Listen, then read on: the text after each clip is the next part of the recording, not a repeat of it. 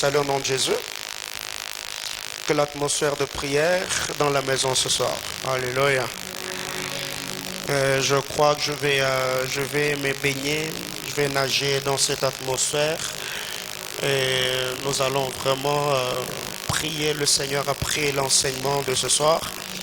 Et je crois que le Saint-Esprit glorifiera le nom de notre Seigneur et Sauveur Jésus-Christ. Amen, amen. Nous saluons tous les internautes, que Dieu bénisse abondamment tous ceux qui sont connectés sur Facebook, de partout. Vous avez l'habitude de nous suivre. Que la grâce de notre Seigneur Jésus-Christ vous soit communiquée par le Saint-Esprit. Nous ne sommes pas que sur Facebook, nous sommes sur TikTok, nous sommes sur Instagram, nous sommes sur YouTube, nous sommes sur Twitter, sous le même nom, Prophète Paulin Mbombo. YouTube, nous sommes sur Prophète Paulin Mbombo TV. Vous pouvez télécharger des vidéos, partager les liens à vos amis et vos membres de famille. Et nous croyons de tout cœur que le Seigneur, Dieu de cette commission, ne manquera pas à bénir chacun d'entre nous. Luc chapitre 19. Luc chapitre 19, du verset 41 au verset 44. Luc chapitre 19, merci. Luc chapitre 19, du verset 41 au verset 44. Si tu n'as pas de Bible, c'est permis, tu peux lire dans celle de ton voisin. Luc chapitre 19, du verset 41 au verset 44. Si vous êtes là, balancez juste votre main. Si vous avez déjà trouvé, gloire à Jésus. Nous pouvons lire ensemble. 1, 2, 3, go.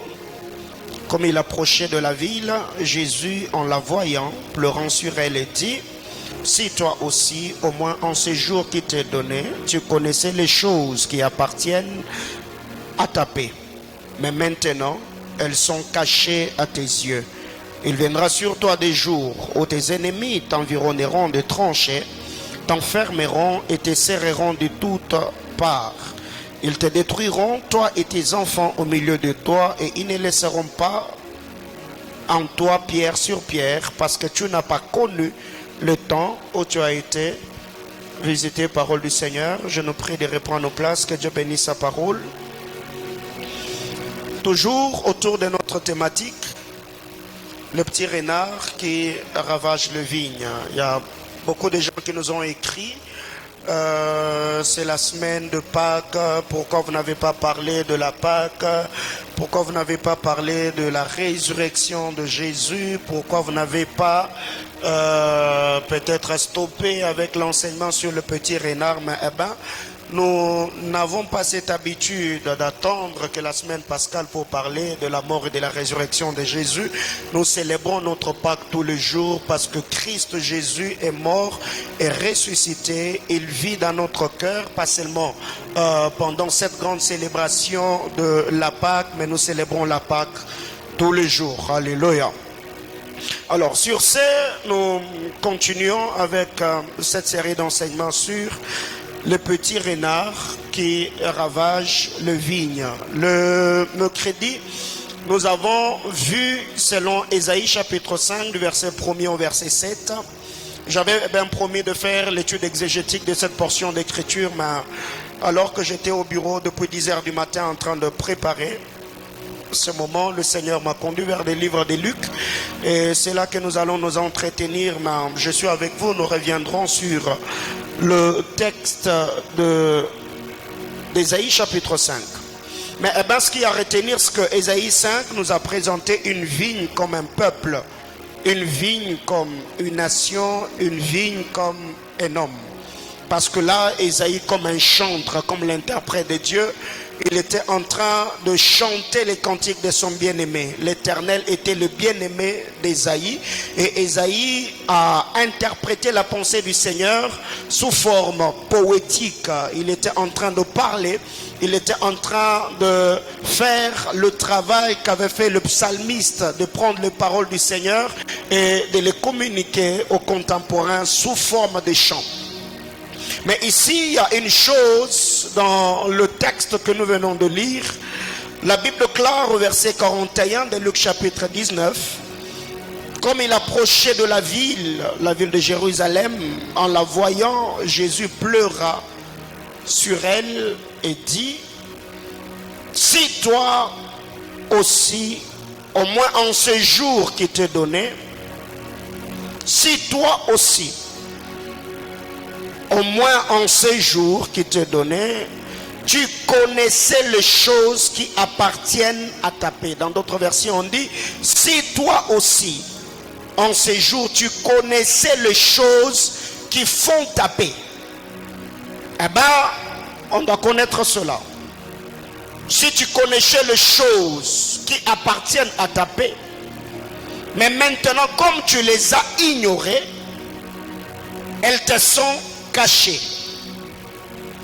Bien-aimé dans le Seigneur, il y a beaucoup de vérités spirituelles qui devaient normalement, de par leur découverte, nous placer au sommet des collines éternelles, devenir comme des échelles qui allaient nous amener à un autre palier de la vie, devenir comme des principes qui allaient nous permettre d'avoir ou vivre une vie au standard élevé. Nous l'avons toujours dit, l'ignorance peut te garder dans un cercle vicieux malgré tes longues heures de prière. D'ailleurs, ce qui donne la force à une prière, ce n'est pas le temps que nous passons. Certes, je prie beaucoup, mais il se fait que c'est la révélation que nous avons qui fait que notre prière soit efficace. C'est pour cette raison que les disciples, un jour, ils ont dit à Jésus, apprends-nous à prier, comme Jean-Baptiste a appris à ses disciples. Et quand le Seigneur s'est mis à les enseigner, il a dit, quand vous voudrez prier, priez ainsi, notre Père qui est aux cieux, que ton nom soit sanctifié. Nous connaissons cette prière sacerdotale. Et tout homme sur la terre doit connaître les choses qui font sa paix, les choses qui contribuent à ce bien-être. Beaucoup d'entre nous, nous sommes de ceux qui prient, mais nous prions comme la femme samaritaine de Luc chapitre 4. Jésus a dit à cette femme, vous adorez ce que vous ne connaissez pas et nous adorons ce que nous connaissons. Le salut vient des Juifs. Pourquoi le salut vient des Juifs? Parce que les Juifs avaient la connaissance de Dieu. Eh ben, en lisant la parole de Dieu dans le livre de Jean, Jésus-Christ était en train de dire, tu m'as envoyé sur la terre afin que les hommes te connaissent. Car la vie éternelle, c'est connaître Dieu et c'est lui qui l'a envoyé, Jésus-Christ, fils de Dieu. Sans la connaissance de Dieu, sans la connaissance de Jésus-Christ, eh ben, il n'y a pas de salut. Et comment connaître Dieu si ce n'est qu'au moyen de sa parole? Et pas n'importe quelle parole, bien sûr. Une parole bien interprétée, une parole que nous recevons par l'illumination du Saint-Esprit. Eh bien, quand nous recevons cette parole dans notre cœur, il y a le miracle de la régénération, le miracle de la transformation, le miracle de la nouvelle naissance. Et c'est ainsi que nous naissons dans le royaume des cieux et devenions bénéficiaires de promesses que le Seigneur a fait à Abraham notre Père. J'entends quelqu'un me dire Amen. Si toi aussi en ce jour tu connaissais les choses qui font ta paix, bien aimé dans le Seigneur, est-ce que tu connais les choses qui font ta paix? Ici, quand on parle de la paix, on peut toucher tous les domaines de la vie. La paix sentimentale, la paix émotionnelle, la paix spirituelle, la paix sociétale, la paix financière, la paix relationnelle. Donc tout ce qui fait que nous puissions vivre dans la quiétude dans tous les domaines de la vie. Est-ce que nous connaissons ces choses qui appartiennent à notre paix, des choses qui contribuent à notre paix? Bien-aimé dans le Seigneur, un homme qui ne sait pas prier, un homme qui ne marche pas dans la crainte de Dieu, un homme qui n'a pas la connaissance de la parole de Dieu, eh ben, il est en train de troubler son âme. Parce qu'une telle personne sera assiégée, accablée de part et d'autre par l'ennemi. C'est pour cette raison qu'un homme a dit, si tu ne rencontres pas Satan sur ton chemin, eh ben, rassure-toi que tu fais route ensemble avec lui. Alléluia. Si tu connaissais les choses qui appartiennent à ta paix, eh bien, il faut connaître ces choses, les choses qui appartiennent à ta paix, les choses qui soutiennent ta destinée. Car nous avons dit, le monde est régi par des principes. Et chaque principe activé incarne en elle des conséquences prédictives. Donc, il y a des choses que nous devons connaître. Il y a des choses que nous devons faire. Eh bien, il y a des choses que nous devons appliquer. La Bible déclare, comme tu les as ignorées, maintenant elles sont cachées. Comme tu ne t'es pas donné la peine de connaître ces choses, ce qui était à ta portée deviennent pour toi de mystères, des choses inaccessibles, des choses que tu ne peux pas ou ne plus comprendre. Donc nous devons comprendre ces choses. Il viendra sur toi des jours où tes ennemis. Alors qu'au verset 41, on parle d'un jour. Si au moins un séjour, c'est au singulier. Mais comme nous n'avons pas connu les choses qui contribuent à notre paix, cela nous est caché. Alors comme nous n'avons pas saisi un jour, c'est ainsi qu'il viendra des jours. Ici, bien aimé dans le Seigneur, vous devez savoir, une opportunité ratée dans une saison, dans une dispensation bien précise, peut t'amener des années de dur labeur, alors que si tu avais saisi la portée de la pensée de Dieu, ça pouvait écourter beaucoup d'efforts que tu allais fournir. Au verset 41, on dit, si au moins tu connaissais ces jours qui t'est donné, ces jours-là étaient les dons de l'Éternel, les dons que Dieu a placés sur nous. Comme nous n'avons pas saisi le jour, eh bien le jour a ouvert la porte au jour.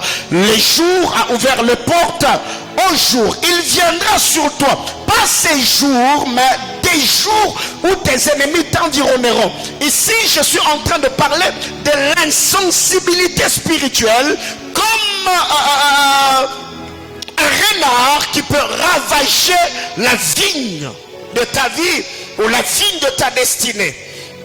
Il viendra sur toi des jours où tes ennemis t'environneront de tranchées, t'enfermeront et te serreront. De toutes parts, ils te détruiront.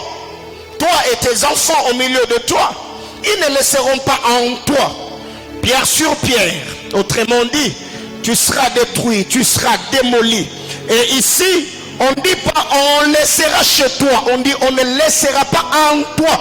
Donc l'âme est une maison spirituelle bâtie par le Seigneur.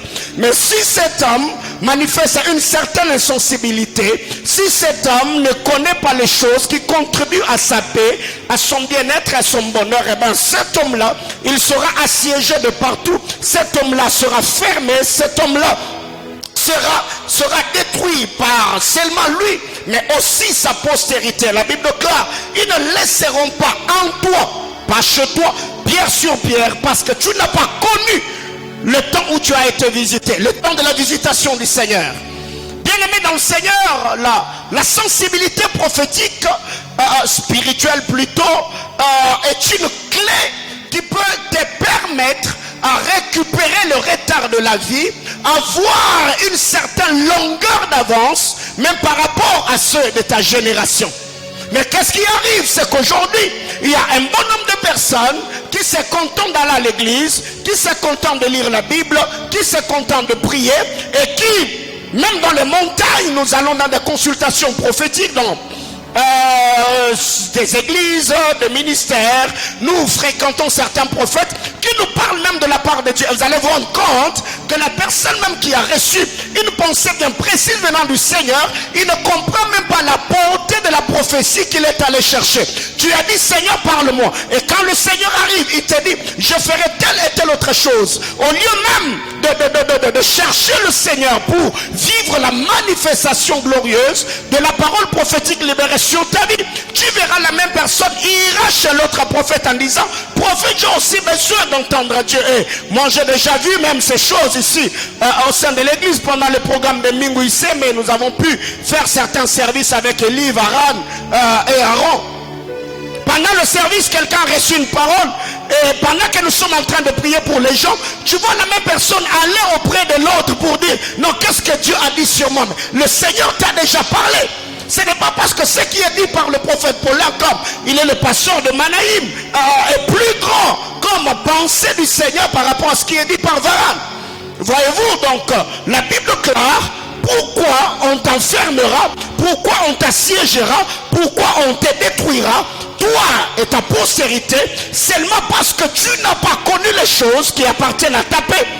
Et pourquoi? Parce que tu n'as pas connu le temps où tu as été visité. Bien-aimés frères, Dieu est le maître des temps, des circonstances. Il y a des gens qui n'ont pas pu, dans leur parcours, dans leur marche avec le Seigneur, bien bien concevoir, bien protéger, bien sécuriser ce que le Seigneur les a fait comme grâce, c'est que le Seigneur les a donné. L'insensibilité spirituelle est une chose qui peut te bloquer dans la destinée. Bien-aimé dans le Seigneur, parlons de la vigne. On ne peut pas parler de la vigne sans parler du champ. Parce que quand vous lisez Ésaïe chapitre 5, le bien-aimé de l'Éternel Ésaïe est en train de chanter ce chant. En disant, l'Éternel avait une vigne. Et cette vigne, le Seigneur a pris soin de défricher la terre, Il a mis une cuve dans sa vigne et il attendait de la vigne de bons raisins. Mais malheureusement, la vigne n'en a produit que de mauvais. Et parlant du champ, en lisant la parole de Dieu dans Amos chapitre 4, le verset 7, on nous présente deux types de champs. Il y a un champ qui a reçu la pluie et l'autre champ n'en a pas reçu. Et les champs qui n'ont pas reçu la pluie, la Bible déclare, ces champs-là, c'est desséché. La Bible déclare, et moi je vous ai refusé la pluie lorsqu'il y avait encore 3 mois jusqu'à la moisson. Je fais pleuvoir sur une ville et je n'ai pas fait pleuvoir sur une autre ville. Un champ a reçu la pluie, un autre ne l'a pas reçu et s'est desséché. La question que je me suis posée, c'est que, Seigneur, pourquoi? Il y a 2 villes. La première a reçu la pluie et l'autre a été privée de la pluie.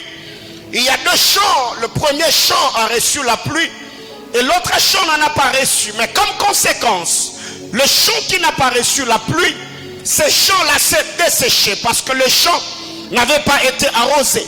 Et quand vous lisez la parole de Dieu dans le livre de Deutéronome chapitre 28 au verset 12, le Seigneur parlant, il dit, je vous ouvrirai mon bon trésor, le ciel, et je vous enverrai la pluie.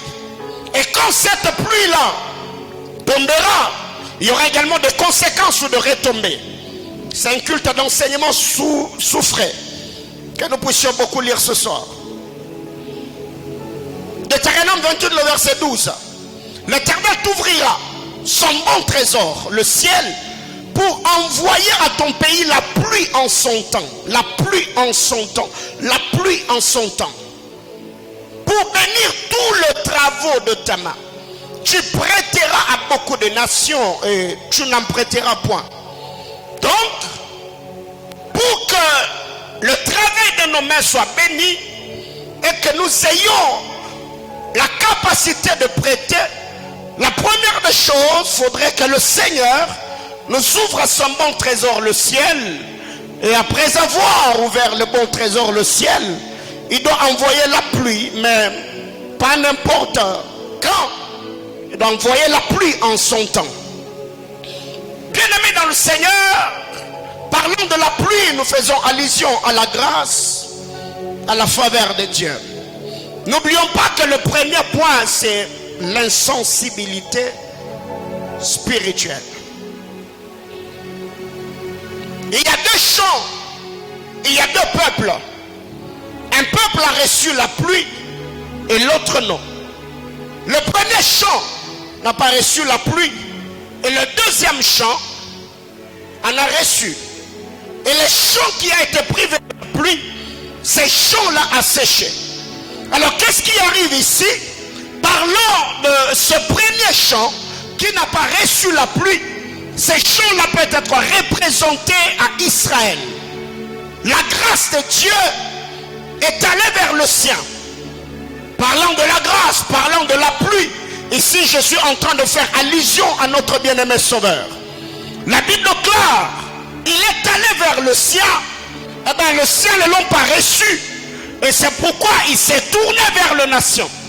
Et la Bible déclare à tous ceux qui l'ont reçu, à tous ceux qui croient en son nom, il leur a donné le pouvoir de devenir enfants de Dieu. Et ce premier champ qui n'a pas reçu la pluie peut être également pris comme le Père Adam. ce premier champ qui n'a pas reçu la pluie peut être prise comme Ésaü. Ce premier champ qui n'a pas reçu la pluie peut représenter ou prendre la place de Manassé, le premier fils de Joseph. Ce champ qui n'a pas reçu la pluie ressemble à Ruben, le premier fils de Jacob. Ce champ qui n'a pas reçu la pluie ressemble à Orpa, la belle-sœur ou la belle-fille de Naomi. Ici, vous allez vous rendre compte, quand le champ ne reçoit pas la pluie, eh bien le champ va dessécher. Le champ va faner. La terre deviendra sèche. Il n'y aura plus de vie. C'est pour cette raison que quand vous lisez la parole de Dieu, pendant que le père Adam était en communion avec le Seigneur, quand Adam, son oreille n'écoutait que Dieu, la vie de Dieu coulait dans ses veines. Le roi, le souhait de Dieu était en lui. Les jours que Adam a entendu un autre enseignant dans le jardin d'Éden, c'est ces jours-là qu'il y a eu rupture dans la relation qu'Adam avait avec le Seigneur. C'est que pendant qu'Adam était dans le coup de Dieu, la pluie qui est la parole de grâce, dans leur communion avec le Seigneur, cela bénissait sa vie et le gardait dans le jardin d'Éden. Et quand vous lisez également la parole de Dieu, vous allez vous rendre compte que dans Genèse chapitre 27, pendant que le père Isaac était en train de bénir Jacob, il a fait mention à la rosée du ciel parlant de la pluie. Et quand il est en train de bénir Ésaü, il a dit à Ésaü que ton ciel sera fermé. Tu n'auras pas de la rosée. Pourquoi? Parce que tu as manqué une chose, c'est la sensibilité. Parlant de Ruben, il était le premier-né, c'est lui qui devait recevoir cette pluie, la bénédiction de son père, le parole de grâce de son père. Il n'en a pas reçu. Parlant de Manassé, le premier fils de Joseph, c'est lui qui devait être béni.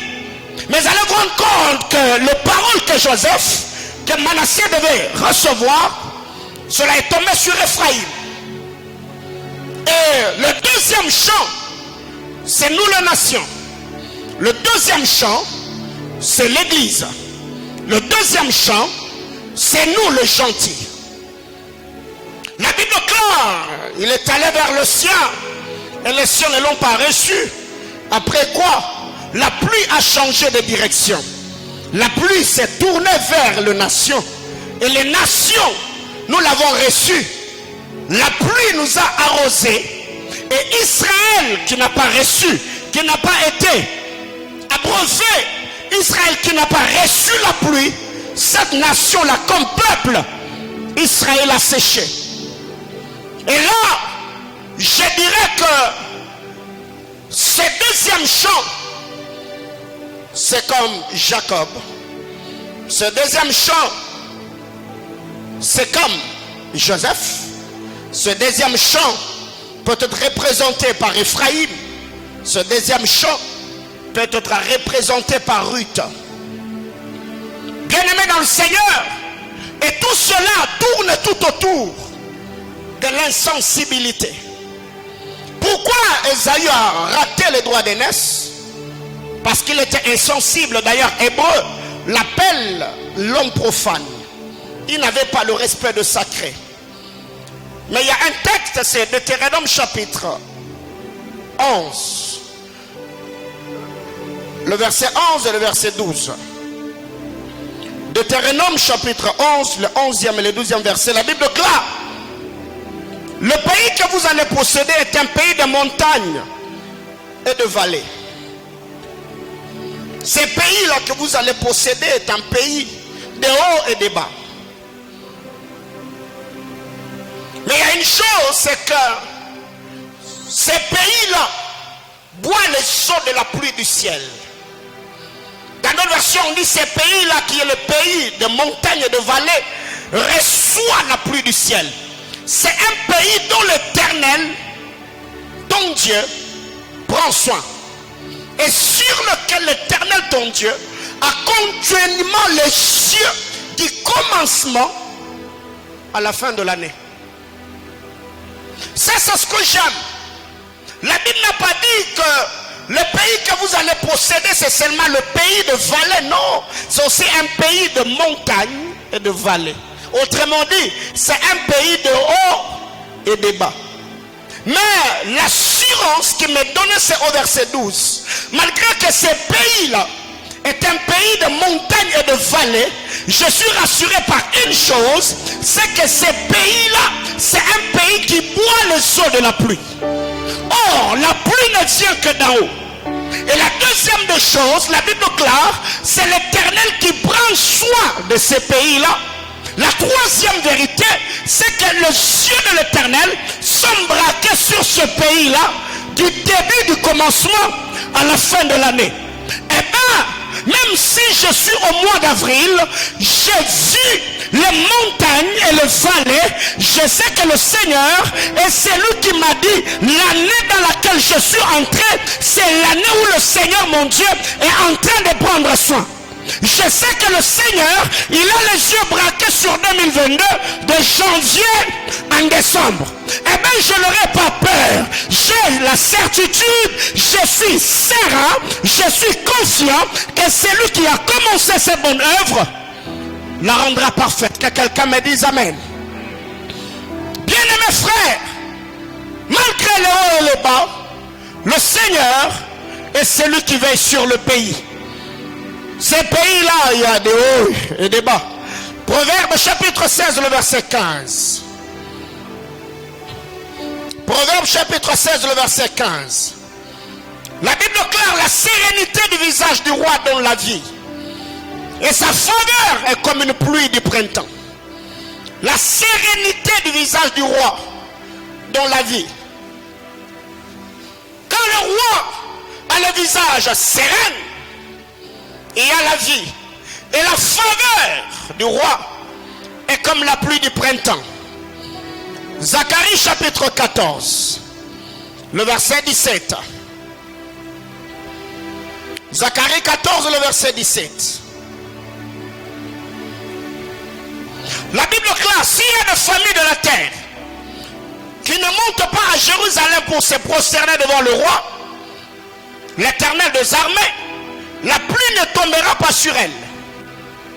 Donc ici, retenons que la pluie, c'est l'apanage des adorateurs.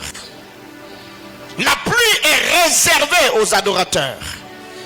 La Bible dit ceci, que s'il y a des familles de la terre qui ne se présentent pas, qui ne montent pas à Jérusalem pour adorer le roi, eh bien, ces familles-là seront privées d'une chose, ils seront privés de la pluie.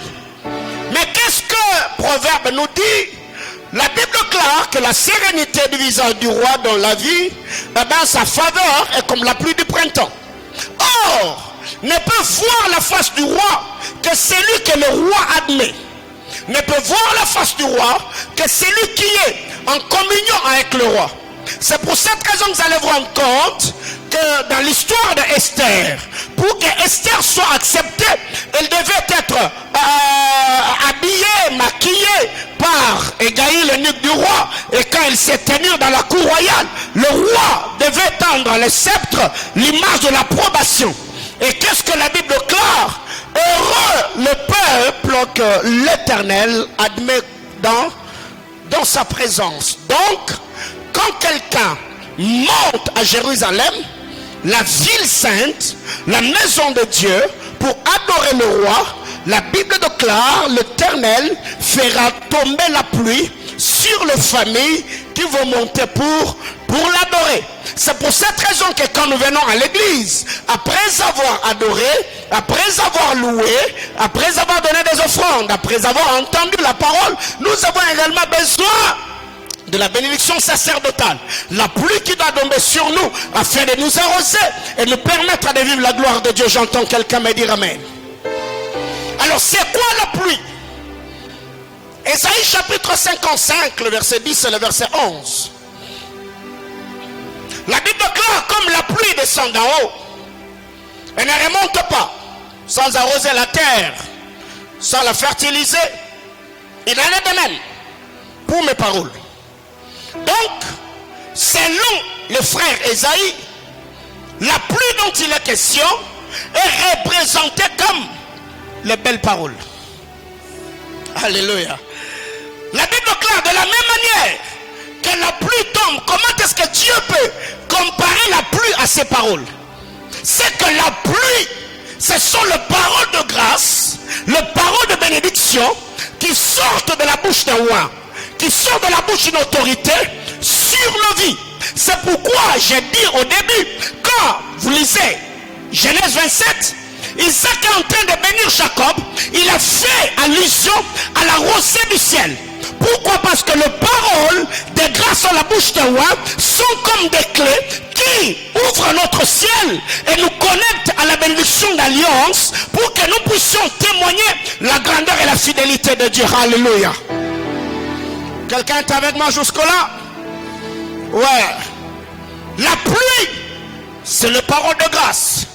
Alors qu'est-ce qui arrive en lisant la parole de Dieu?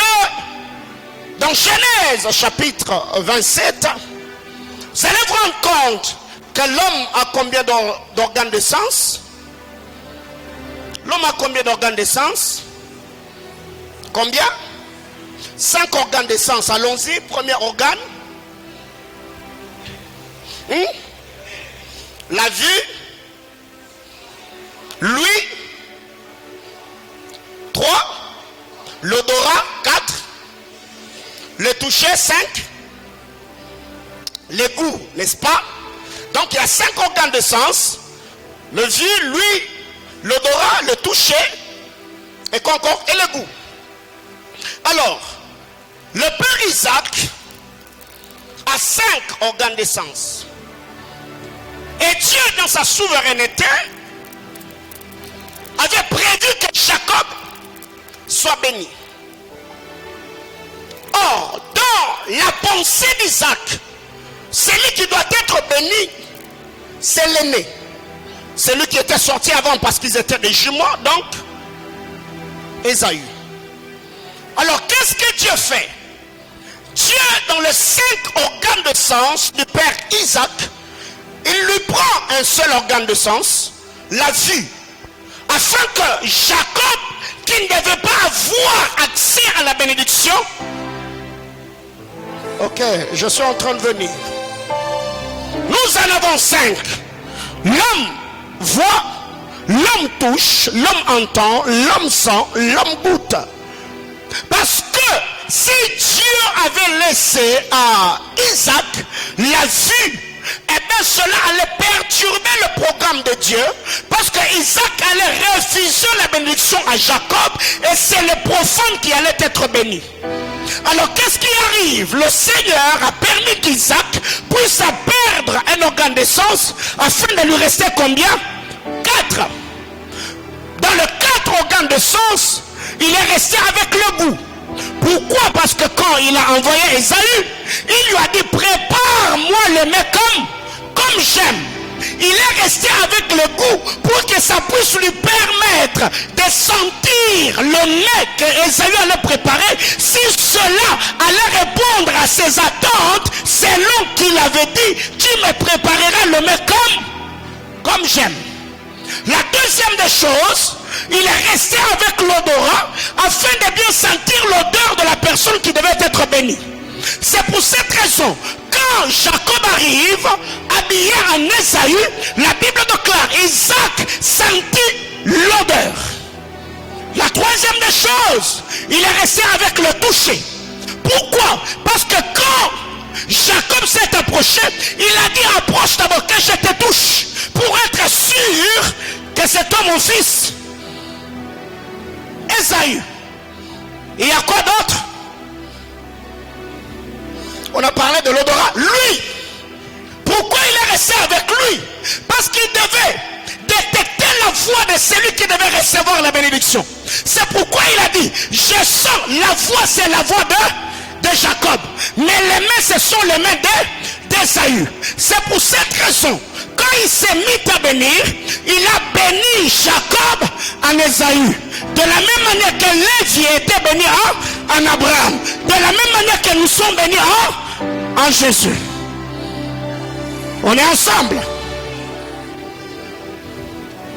Nous sommes dans l'académie des mystères. Alors, les 5 sens, Dieu vient, il prend un. il laisse 4. Lui, l'odorat, le goût et le toucher. C'est ce qui s'est passé. Car la Bible déclare que le père Jacob, Genèse 37, a aimé Joseph, lui donna une tunique multicolore pour une seule raison, parce qu'il l'avait eu quand? Dans sa vieillesse. Voyez-vous? Donc, il a fallu que Jacob vieillisse pour que son amour se tourne vers le cadet au lieu de se tourner vers l'aîné. Qu'est-ce qui a fait qu'aujourd'hui, Israël, c'est l'aîné dans le plan éternel de Dieu, et nous sommes des Joseph, des gens, comme la Bible déclare, on était des oliviers sauvages. On n'avait pas de droit de cité en Israël. La grâce s'est dirigée vers nous et le Seigneur nous a accueillis dans sa maison. Si Christ n'était pas mort à la croix, parce que c'est la mort à la croix de Jésus qui a fait qu'aujourd'hui, que le Seigneur ne te regarde pas avec les yeux de sa sainteté et que le sang de Christ puisse donner à Dieu une autre vue sur ta personne. C'est pour cette raison que quand Dieu te regarde, il ne te voit pas toi, mais il voit ta vie en Jésus. Et bien la colère qui pouvait tomber sur toi, le Seigneur t'en a épargné. Et quand le Seigneur agrée l'œuvre belle de la croix, et bien moi et toi nous sommes bénéficiaires de la grâce et de la faveur de Dieu. Quelqu'un est avec moi?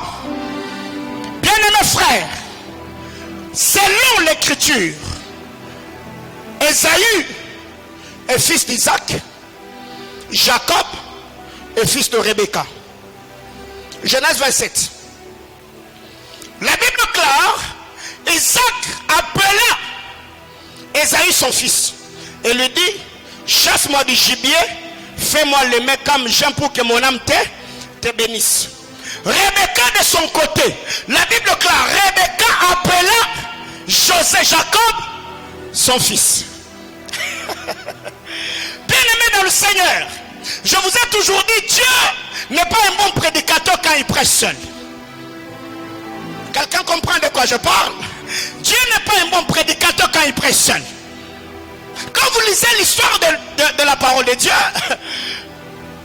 la beauté même de la parole de Dieu, c'est quand ça sort dans la bouche d'un interprète. Allons à la montagne de Sinaï. Dieu descend. Il est en train de parler.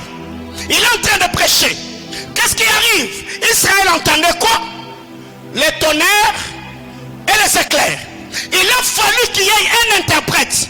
Celui qui devait entendre et recueillir les tonnerres et les éclairs de Dieu afin de les interpréter dans des paroles intelligibles pour qu'Israël reçoive la loi et l'instruction qui allait réglementer leur conduite.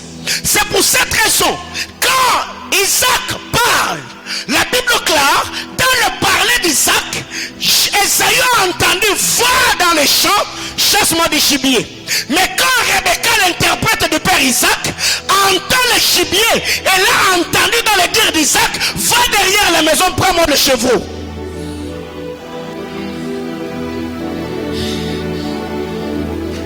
Le père a parlé à son fils, le fils est allé errer dans le champ. La mère a parlé à son fils, le fils a trouvé derrière la maison. Or, Rebecca prend la place de Ephésiens 4 à 11, ministre de la parole.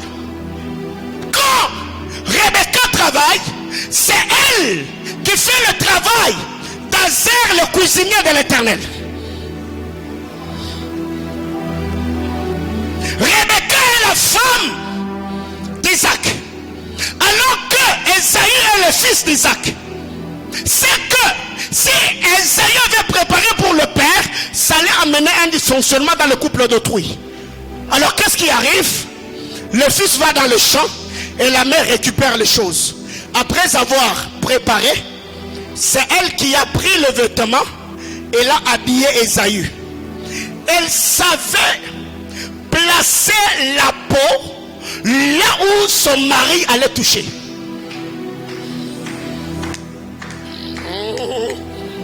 c'est là où, lisez la parole, là où Rebecca avait placé le pot de l'animal qu'elle avait tué, que Isaac, son mari, a touché.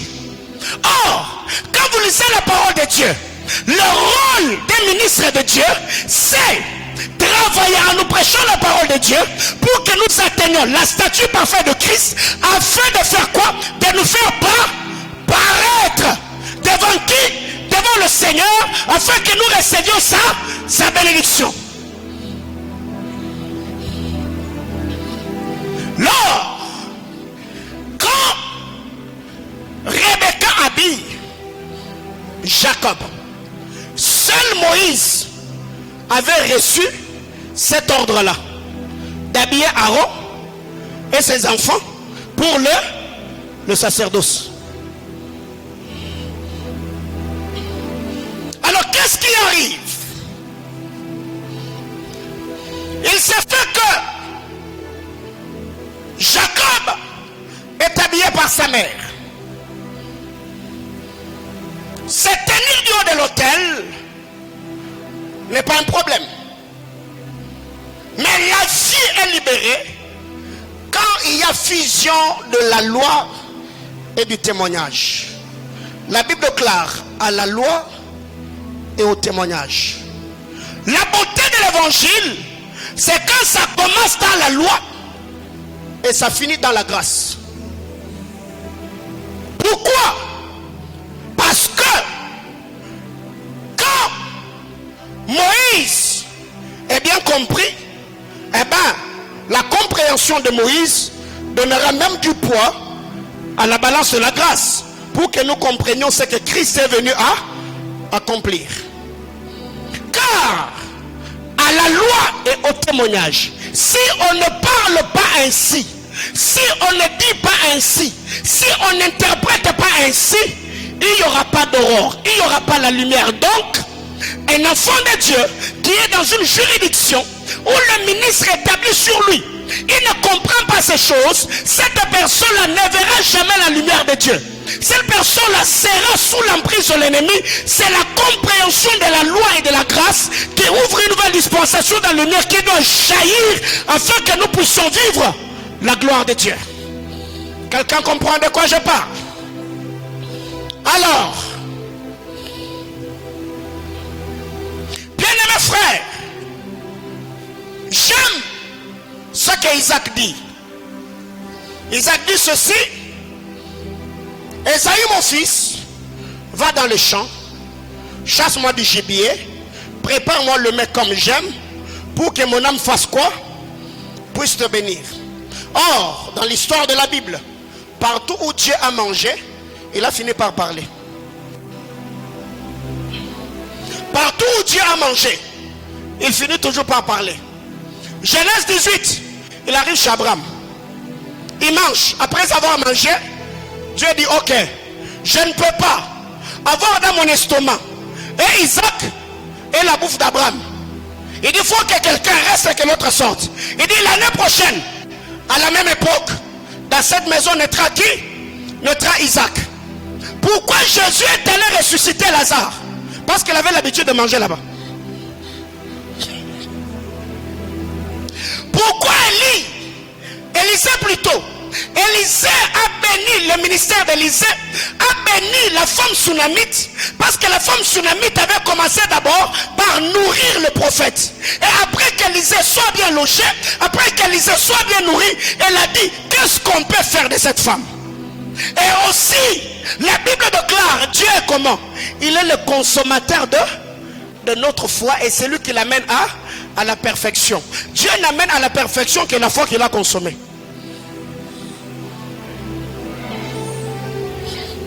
Donc, pour qu'un enfant de Dieu soit béni, pour que Dieu parle, il faut qu'on les nourrisse.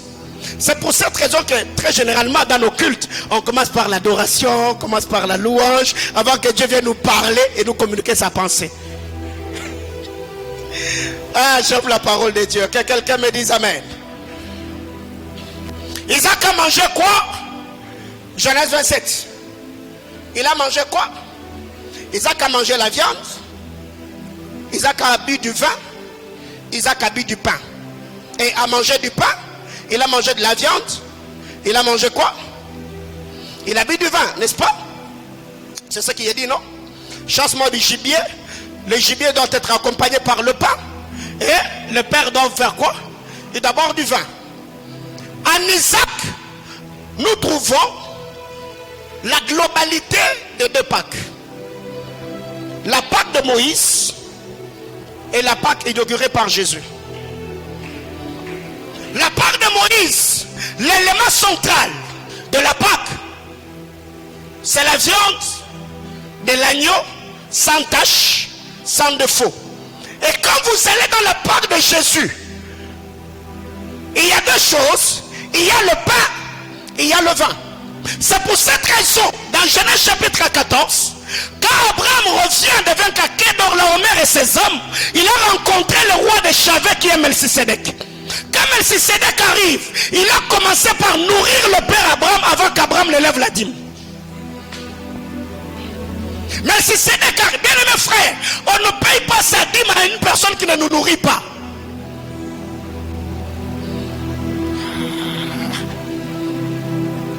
Alors, ce n'est pas intéressant que de payer sa dîme au désert parce qu'un prophète a prophétisé. Ce n'est pas donc biblique que de payer sa dîme dans sa maison parce qu'il y a un intercesseur qui prie avec toi. Non. La Bible déclare, Abraham a payé la dîme à Melchisédek parce que Melchisédek a fortifié l'âme du vainqueur qui venait de vaincre Kedorlaomer. Or, on ne peut pas manger la Pâque, on ne mange pas la Sainte Seine, on ne reçoit pas entre les mains de Melchisédek le pain élevé si on n'est pas vainqueur. C'est pourquoi la Bible déclare dans Apocalypse, à celui qui vaincra, je ferai quoi? Je donnerai. Les dons est pour les vainqueurs, pas pour les vaincus. Tu vois quelqu'un, il tombe dans la masturbation, il tombe dans la pornographie, le flirt, le caresse. Et quand on dit passons à la table du Seigneur, il passe aussi pour manger. Non, non, non, non. La Sainte Seine est pour les vainqueurs, c'est pas pour les vaincus. Quelqu'un comprend de quoi je parle? Parce que c'est ce que Melchisédek a fait. Melchisédek a fortifié l'âme du vainqueur, pas l'âme du vaincu. Et c'est après avoir donné le pain et le vin. Quand Abraham comprend et dit waouh, ça c'est la bonne terre, là où je dois donner mes prémices. La Bible claire, il donna la dîme de tout. Et Melchisédek a fait quoi? Il lève la main et bénit Abraham au nom du Dieu très haut. Alors qu'est-ce qui arrive? Isaac, il mange le pain. Isaac mange la viande. Isaac boit le vin. Après il dit à son fils, approche maintenant, viens embrasse-moi. Et quand il sent l'odeur, il dit waouh, l'odeur des vêtements de mon fils est comme l'odeur d'un champ que l'Éternel a béni. Donc celui qui ne dégage pas l'odeur d'Ésaü ne peut pas recevoir le parole de grâce du Père. C'est lui qui ne dégage pas l'odeur d'Ésaü ne peut pas recevoir la bénédiction de son Père. Car pendant qu'Isaac bénissait, Isaac n'a jamais béni Jacob. Isaac a béni Ésaü. C'est pour cette raison, quand vous allez dans Genèse 28, Abraham rencontre Dieu. Il dit, maintenant il fait quoi? Bénis-moi. Bien-aimés frères, même si Ésaü est un homme profane, Dieu respecte la loi de la prééminence. Ésaü était un homme profane. Comme Ésaü ne pouvait pas se tenir devant le Père et recevoir la bénédiction, la mère a créé un scénario pensant présenter à son mari le fils chéri. Alors que pendant qu'il présentait, Dieu s'arrange pour que Ésaü et Jacob soient bénis au même moment.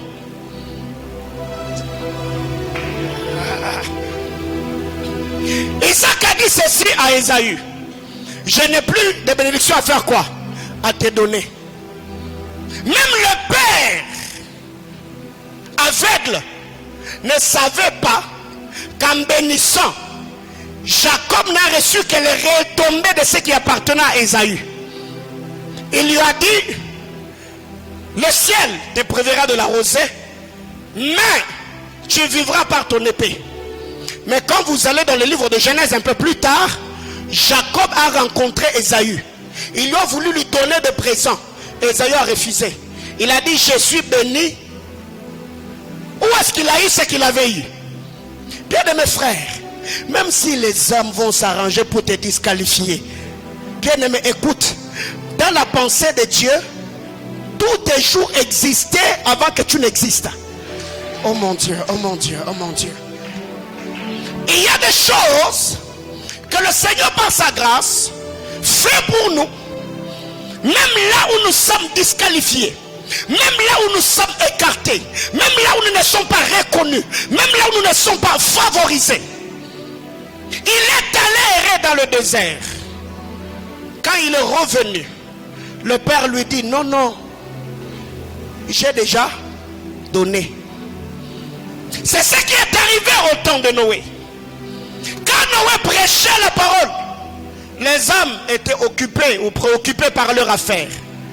Et c'est après que la porte de l'arche soit fermée que les hommes se sont rendus compte qu'ils venaient d'arriver en retard. C'est après qu'Adam et Ève aient mangé l'arbre, touché à l'arbre défendu, que le Seigneur a fait quoi? Est venu. C'est après que Saül s'est improvisé sacrificateur, après avoir fini d'offrir, que Samuel le sacrificateur est arrivé.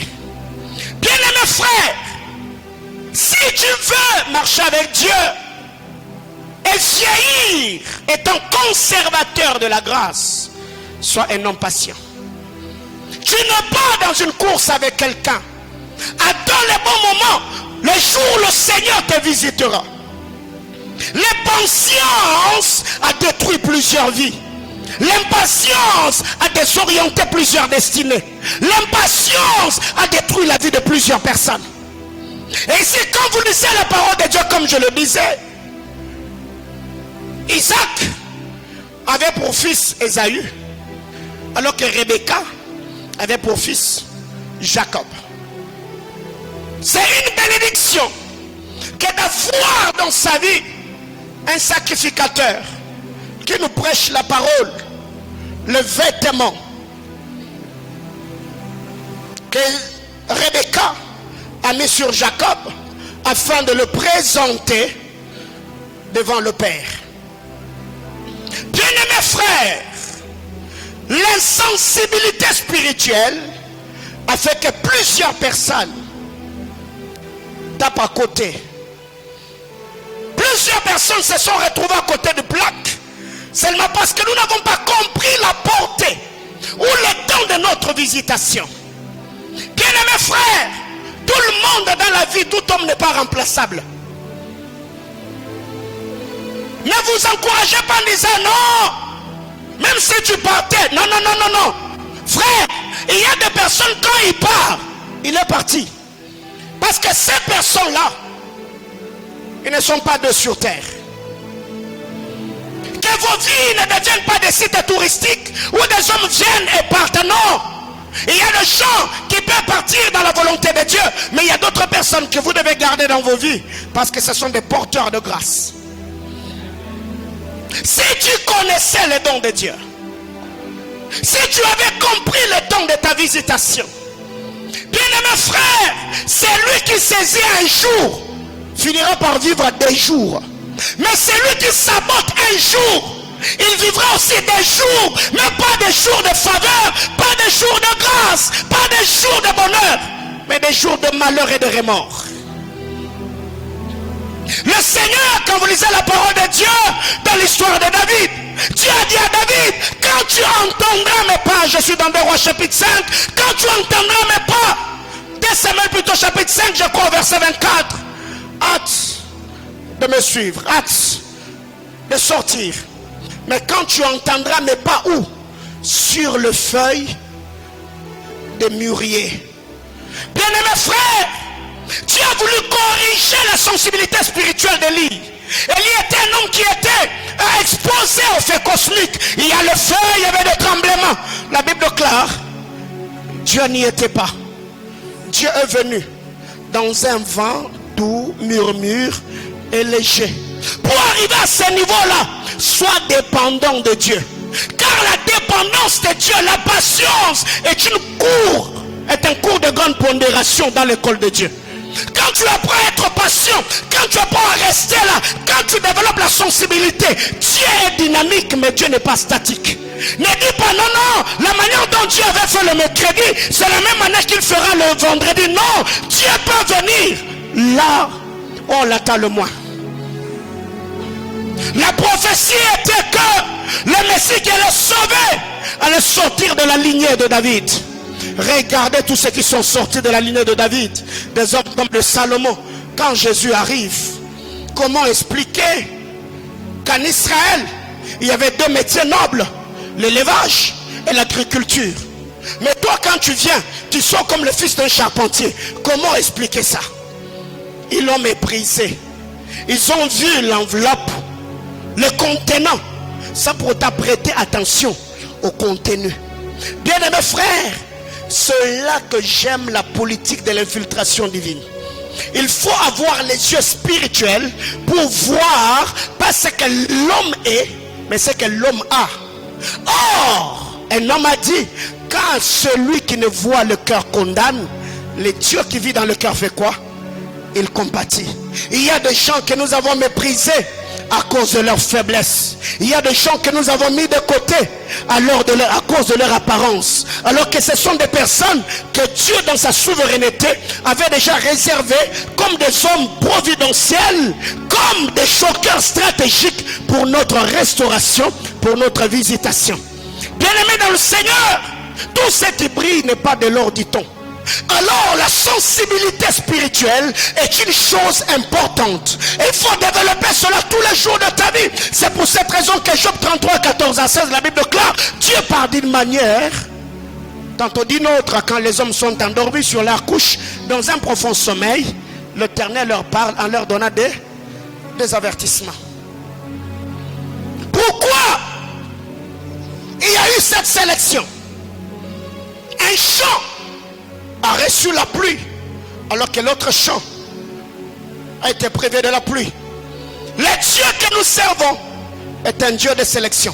La Bible déclare de deux qui seront sur un lit, l'un sera prise, l'autre laissé. De ceux qui seront en train de travailler,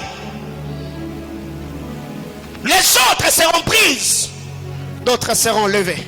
Laissez plutôt. Mais qu'est-ce qui arrive? La sensibilité spirituelle. Bien-aimés frères, un homme qui est sensible est celui qui peut sentir l'odeur de Dieu même sans entendre sa voix. Car ceux qui me sont familiers, ils peuvent être là en train de prier. Il suffit seulement que je passe, ils connaissent l'odeur de mon parfum. Sans pourtant ouvrir les yeux, la personne peut dire, le pasteur vient de passer. Il n'a pas entendu, peut-être il n'a pas senti, mais pas seulement parce qu'il maîtrise l'odeur de mon parfum. Il dit, waouh, ce parfum là, c'est le parfum du pasteur. Il vient de faire son entrée. C'est ça le plus haut niveau dans la spiritualité, où le Seigneur ne vient pas te parler seulement par les choses que tu maîtrises le plus. Pas par le vent, pas par la pluie, pas par le feu, pas par le tremblement de terre, mais un vent doux, murmure et léger. Plusieurs aujourd'hui ont perdu plusieurs opportunités seulement parce que nous sommes agités, même dans la présence de Dieu. Tu viens, on est priant, tu as les yeux ouverts en train de chiquer. Tu veux quoi? Pourquoi tu as quitté ta maison? Bien-aimé dans le Seigneur, être concentré n'est pas synonyme de prier les yeux fermés. Je peux avoir les yeux ouverts, je te regarde mais je ne te vois pas, parce que tu n'es pas ma priorité dans un culte. Il y a des gens qui pêchent en plein culte. Il a quitté sa maison avec tout ce qu'il a comme problème, avec tout ce qu'il a comme difficulté, de réalité accablante auquel il fait face. Et quand il arrive à l'église, il a besoin que le conducteur de culte les pousse un peu. On a besoin pour adorer le Seigneur qu'on nous rappelle ceux qui sont en train de souffrir. En disant, mon bien-aimé, en ce moment, il y a des gens sous les soins intensifs, il y a des gens dans les salles d'urgence. Adore Jésus. Et là, on devient conscient. Wow, le Seigneur m'a gardé en vie pour prier le Seigneur. Mais non, je n'ai pas besoin qu'on me rappelle la souffrance de quelqu'un pour que j'apprenne à célébrer le roi. Bien-aimés frères, si Jérusalem connaissait les choses qui faisaient sa paix, si Jérusalem connaissait les jours, le temps de sa visitation, bien-aimés frères, méprisez les jours de sa visitation, ouvrira la porte au jour de malheur. Alors que faire dans la vie? Eh bien, il faut prier tous les jours. Seigneur, parle, ton serviteur fait quoi? Bien-aimés frères, quand vous lisez la parole de Dieu de Genèse à Apocalypse, vous allez vous rendre compte qu'il y a des hommes qui se sont retrouvés disqualifiés seulement parce qu'ils n'ont pas compris ce que Dieu attendait d'eux, ce qu'ils devaient faire et là où ils devaient le faire. Quand tu pries, Seigneur, parle-moi. Non, non. Ne demande pas à Dieu de te parler. Dis à Dieu, donne-moi un cœur disposé à t'écouter. Beaucoup sont ceux qui entendent Dieu, mais peu sont ceux qui ont le cœur disposé à faire ce que Dieu va leur dire. C'est la prière que David faisait. Seigneur, donne-moi un cœur disposé. Combien d'entre nous prient, Seigneur, parle-moi? Et après que le Seigneur t'ait parlé, tu es resté la même personne, faisant les mêmes choses, avec le même style de vie. Non, non. Seigneur, ne me parle pas seulement, mais avant de me parler, donne-moi un cœur disposé à faire quoi? À t'écouter et à obéir à tes instructions. Bien-aimés frères, même au jour de la création, le Seigneur est venu. Il a trouvé les tohu-bohu. Le Seigneur a commencé à parler. Mais vous allez vous rendre compte qu'entre Dieu et les tohu-bohu, il y avait l'agent exécutif de Dieu, le Saint-Esprit. La Bible déclare, le Saint-Esprit faisait quoi? Il se mouvait au-dessus des eaux. Et bien les paroles que Dieu libérait, le Saint-Esprit recevait, il tamisait, il communiquait à la terre qui était informe et vide. Et bien il y avait la création. Quand il est descendu les jours de la chambre haute, bien aimé frère, il a fallu qu'un homme, un interprète s'élève et qu'il interprète les paroles de Dieu pour que ceux qui avaient le cœur vivement touché puissent dire, homme frère, que devons-nous faire? En ces temps, ma prière est levée de mon cœur et que je ne sois pas seulement un prédicateur éloquent, mais je sois celui dont les paroles sont infusées de grâce et de la vie de Dieu. Selon ce qui est dit dans la parole de Dieu, la parole du Seigneur est esprit et vie. Que chacune des paroles qui sortira de ma bouche puisse embraser le cœur des hommes. Pas pour que les hommes disent, jamais l'homme n'a parlé comme c'est l'homme, mais en disant, j'ai entendu des prédicateurs, mais les jours que j'ai écouté ces jeunes hommes, ma vie a été changée, ma vie a été chamboulée, et que vous puissiez prendre des décisions qui vont vous introduire dans la gloire. Bien-aimés frères, c'est anormal que jour après jour, semaine après semaine, mois après mois, on expose nos vies à l'autel et on reste le même. Moi, je ne connais pas ces dieux-là. Le problème, la question que je me pose, qu'est-ce qui ne va pas dans notre génération? Le Congo, la majorité, c'est des croyants. Nous sommes des chrétiens. Mais regardez quel est l'impact que l'Église a dans la nation. C'est quoi le problème? Qu'est-ce que nous allons faire à l'église? Et même la question a été posée par le bien-aimé Sauveur au jour de sa chair. Eh bien Jean-Baptiste, qu'est-ce que tu es allé regarder dans le désert? Bien-aimés frères, on est devenu insensible à la voix de Dieu. On est devenu insensible aux instructions de Dieu. On est devenu insensible aux recommandations du Seigneur. Eh bien, ne peut recevoir la pluie que celui qui a commencé par obéir à la loi de Dieu. La Bible déclare, les familles qui ne monteront pas pour adorer, la pluie ne tombera pas. Une condition sine qua non Il faut être un adorateur. Il faut entendre la parole de Dieu.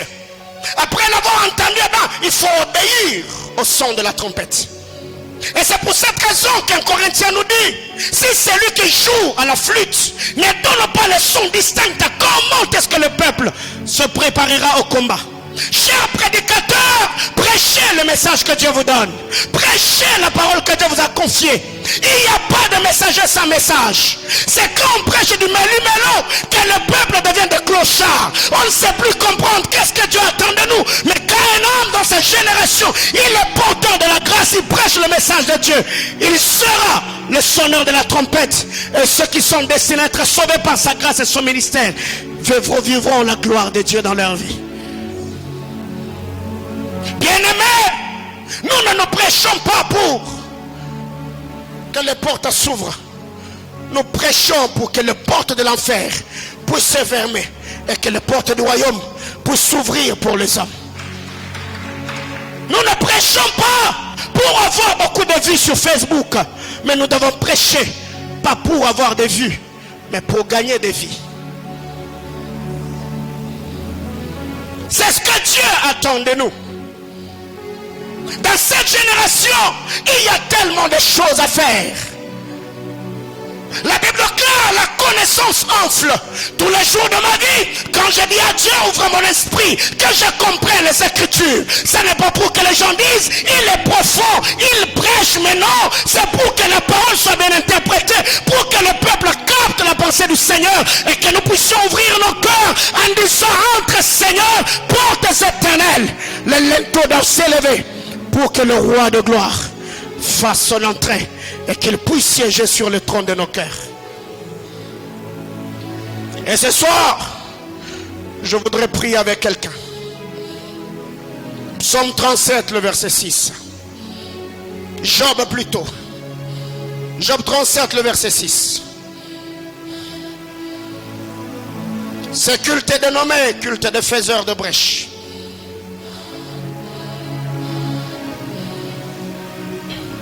La Bible clame, Psaume 37, le verset 6. Il dit à la neige, tombe sur la terre. Il dit à la pluie, même aux plus fortes pluies. Alors, réglas tovari de play. Le verset 5, Dieu donne avec sa voix d'une manière merveilleuse. Il donne d'une manière merveilleuse. Il fait de grandes choses que nous ne comprenons pas. Il dit à la neige, tombe sur la terre. Il dit à la pluie, même aux plus fortes pluies. Et quand vous lisez la parole de Dieu, Job pose des questions. Depuis que tu existes, as-tu déjà commandé au matin? As-tu montré sa place à l'aurore? La pluie a-t-elle un père? Ce sont des questions qui sont posées dans les livres de Job. La pluie a-t-elle un père? Je répondrai oui. Le père de la pluie est celui qui l'a provoqué. Et il n'y a pas de bénédiction sans cause. Jamais. Personne sur terre ne me dira qu'il a été béni parce qu'il a existé. Jamais. Toutes les bénédictions que nous recevons, ce sont des bénédictions provoquées. Aucun homme sur cette terre, il ne peut recevoir une chose qu'il n'a jamais désirée, pour laquelle il n'a jamais payé de prix. Jamais. La Bible claire, Dieu donne avec sa voix d'une manière merveilleuse. Il dit à la neige, tombe sur la terre. Et il dit à la pluie, même aux plus fortes pluies. Mais bien mes frères, il y a des dimensions dans cette portion d'écriture. Dieu parle aux neiges, tombe sur la terre. Bien aimé, quand on parle de la neige, on voit des choses superficielles. Mais la plus grande dimension, c'est quand on donne des ordres aux plus fortes pluies. Des bénédictions spectaculaires. Des bénédictions traumatisantes. Des bénédictions fracassantes. Oh, Dieu lui-même te bénit. Tu as même envie de lui dire, Dieu, que Dieu te bénisse. Alors ce soir, je voudrais que quelqu'un donne avec sa voix, mais de manière merveilleuse. Des de manière articuleuse, de manière méticuleuse. Ou quand tu te mets à parler, l'aide sobra de tes évailles. J'ai besoin de la rosée, mais j'ai aussi besoin de fortes pluies. J'ai besoin de la rosée, mais j'ai aussi besoin de fortes pluies. Est-ce que quelqu'un peut se lever ce soir? Je voudrais prier avec quelqu'un.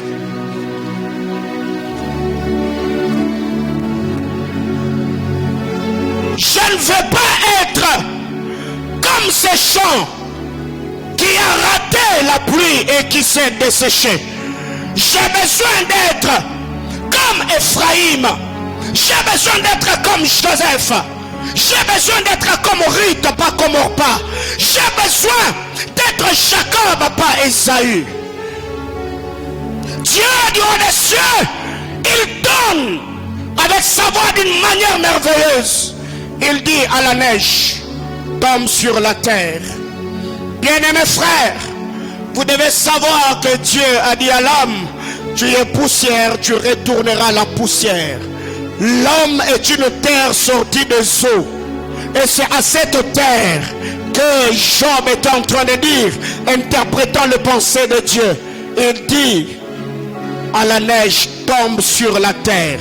La terre peut prendre la place de tes études, de ton ministère, de ta relation, de ton travail, de ta maison, de ta famille, de ton foyer. Tu vas parler ce soir et tu vas dire à la neige, tombe dans ma famille. Même au plus forte pluie, vous devez tomber. Ma famille doit être bénie de manière spectaculaire. Lève ta main et suis-moi dans la prière.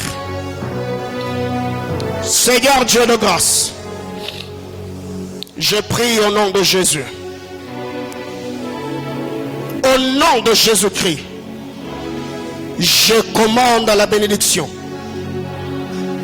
de me suivre et de se manifester dans ma famille. Je décrète et déclare que les desseins de Dieu s'accomplissent dans ma vie. J'appelle la faveur, j'appelle les opportunités, j'appelle les finances, j'appelle la guérison, j'appelle la restauration, j'appelle l'élévation, j'appelle le succès, j'appelle l'abondance, j'appelle l'émergence dans ma vie, dans ma nation, dans ma famille, dans mon église. Au nom de Jésus, élève ta voix, commence à prier. Dieu donne, Dieu donne, Dieu donne. Dieu ne parle pas, il donne. Il parle avec autorité. Il commande. La Bible déclare, Dieu donne avec sa voix de manière merveilleuse. Il dit ceci à la neige, tombe sur la terre. Et la neige obéit. Et il parle au plus forte pluie. Yes.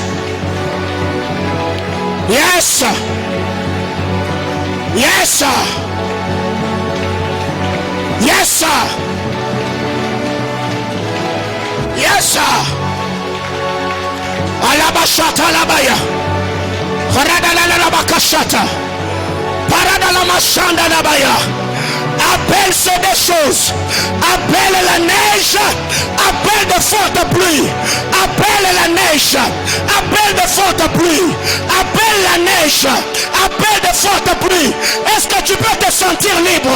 Est-ce que tu peux parler ce soir? Depuis que tu existes, as-tu commandé au matin? As-tu montré sa place à l'aurore? Aïe, aïe, aïe, aïe, aïe, aïe. Je sens la faveur de Dieu dans la maison. Je sens la grâce de Dieu dans la maison. Je sens l'atmosphère de prière dans la maison. Yes, sir. Yes, sir. Yes, sir. Yes, sir. La pluie que tu appelles est celle qui va te mouiller. La pluie que tu appelles est celle qui va te mouiller. Yes, sir. Yes, sir. Yes, sir. La neige que tu appelles est celle qui va te rafraîchir. Est-ce que tu peux prier le Seigneur? Est-ce que tu peux parler à Dieu? Est-ce que tu peux commander? Yes, Lord. Yes, Lord. Yes, Lord. Yes, Lord. Aïe, aïe, aïe, aïe, aïe. Paradala la bashanda.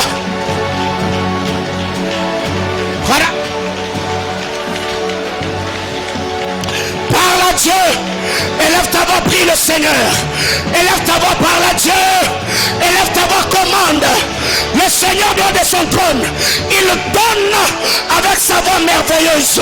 Il donne avec sa voix merveilleuse. Il commande, il censure, il sanctionne. Est-ce que tu peux bénir ta vie? Est-ce que tu peux bénir ton ministère? Est-ce que tu peux bénir tes études? Est-ce que tu peux bénir ta nation? Est-ce que tu peux bénir ta famille? Est-ce que tu peux bénir ta maison? Yes, Marada Bakasa, Rebeko Shanda Mahaya, Mariba Sonta Labaya, Libra de la Mar, Rebele Mekasianteleya, Rebebeko Shanda Mahaya, Marada la Bakasanda, Rebeka Satalabaya, Yado Shatelebe, Mirabla Sura de Leva, Ilianterino Namashande, Uletelera la Bokosanda, Yekatesh, Radelebeko Saya, Rebeko Satalabaya. Aïe aïe aïe aïe aïe aïe. Est-ce que tu peux te sentir libre? Parle à Dieu, prie le Seigneur, invoque Dieu, prie sur ta vie. Yes, appelle de fortes pluies, appelle de fortes pluies, que tu puisses signer des grands contrats, des bonnes opportunités, des distinctions et des grandes distinctions, des affaires florissantes, un ministère puissant, une onction spectaculaire, des dons merveilleux. Parle à Dieu, prie le Seigneur. Yes. Aya. Saberebele mekasanda. Antobabo shebaya. Rebeko sanda mahaya. Maradala maso. Rebedada baso. Paradada mokosi andalala. Unterada bosanda. Rabakosa kalaba. Yebrade kiteleve. Retenene masia. Ayakatera dalabaya. Yerada la machata. Rebeka sinta labaya. Dieu de son trône, il donne avec sa voix merveilleuse. Dieu de son trône, il donne avec sa voix merveilleuse. Brayesh, il sont élevés. Brinunami Kaliva, Aturebe Kalite levé. Manebradula Sakatalia, Aya Beshade, Yoseketeni, Unetolamo, Yakatuzano, Iribla Ukaradabaya. Ah mon Dieu, ah mon Dieu, ah mon Dieu, ah mon Dieu. Même Jésus-Christ, il parlait comme ayant autorité. Il parlait comme ayant autorité. Il parlait comme ayant autorité. Yes.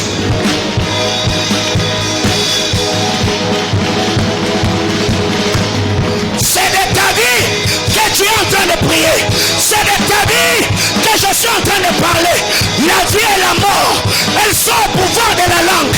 Il y a des choses qui n'entendent que la voix de la violence, la voix de la brutalité, la voix de l'agressivité.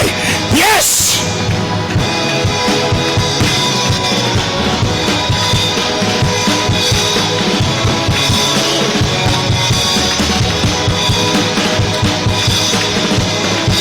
Yes, sir. Yes, sir. Harababa Shanda. Harababa Shata. Marada la Bokoshi. Rebeko Santa Rabababosh. Rata la Bababaka. La Radrada la Bokoshi. Rabra Shata la Baya. Yes, sir.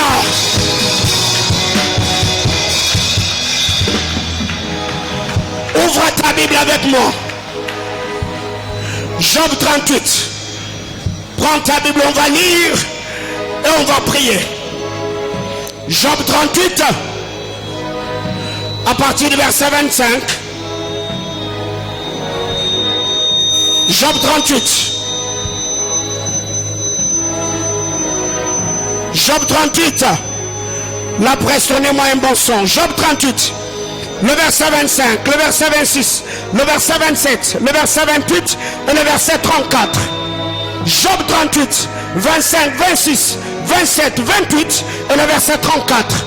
On lit ensemble. Une des trois go qui a ouvert un passage à la pluie, et tracé de la route pour l'éclair et du tonnerre, pour que la pluie tombe sur une terre sans habitants, sur un désert où il n'y a point d'homme, pour qu'elle abreuve le lieu solitaire et aride, qu'elle fasse germer et sortir l'herbe.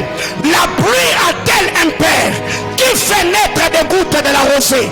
Le verset 34, la Bible déclare: élève-tu la voix jusqu'au nuée pour appeler à toi, pas à ton prochain, pas à ton voisin, pour appeler à toi des torrents. Bien-aimés frères, la question est posée: est-ce que la pluie a-t-elle un père? Si c'était au temps d'Élie, j'allais dire oui, la pluie a un père. Le père de la pluie au temps d'Élie, c'était Élie, parce qu'il a prié, il a fléchi les genoux et il a appelé la pluie. Je voudrais que tu pries ensemble avec moi. La Bible déclare qui a ouvert le passage à la pluie. Bien-aimés frères, quand une pluie ne tombe pas, c'est que le ciel est fermé. Quand la pluie tombe, c'est que les églises des cieux se sont ouvertes. Il y a des bénédictions qui ne viennent pas par toi parce qu'il y a des blocages, il y a des freinages. Mais ce soir, tu vas prier, tu vas frayer le chemin à ta pluie. Tu vas frayer, oh mon Dieu, oh mon Dieu. Si ça ne vient pas, tu peux le contourner. Yes, Lord, yes, Lord, yes, Lord. Est-ce que tu peux lever ta voix? Appelle à toi les torrents. La pluie qui va te mouiller est celle que tu auras appelée. La pluie qui va te mouiller est celle que tu as appelée. Yes, sir. Aïe. Qui a ouvert le passage à la pluie? Qui a tracé la route de l'éclair et du tonnerre? Pour que la pluie tombe sur une terre sans habitants, sur un désert où il y a point d'homme, pour qu'elle abreuve les lieux solitaires et arides. À ma père, ma famille est une terre solitaire et aride. Ma famille, Seigneur éternel, vit le blocage. À ma père, je crée le passage à la pluie. J'ouvre la voie de la bénédiction. Yes, oh mon Dieu, je suis Pérette, celui qui fraye le chemin. Je rage faible, je suis Pérette, le faiseur de brèche. Je suis Joseph, le faiseur de brèche. Mon Dieu, je suis Moïse, le faiseur de brèche. Je suis Jésus, le frayeur de chemin. Prie le Seigneur. Aïe. Rebaba Shatalabaya. Amina. Amina. Bilawa yana na famille na ngote. Nana samo pasoli nzela. Nana samo sali nzela. Yes, je fraye le chemin. Qui a ouvert le passage de la bénédiction? Qui a ouvert la porte du mariage honorifique? Qui a ouvert la porte de la licence? Qui a ouvert la porte de voyage? Aïe, quand les gens se poseront des questions, je voudrais que la réponse soit: c'est moi, c'est moi, c'est moi, c'est moi. Arabachata Labaya. Si c'est arrivé dans la famille, c'est moi. Si Dieu l'a fait, c'est moi. Yes.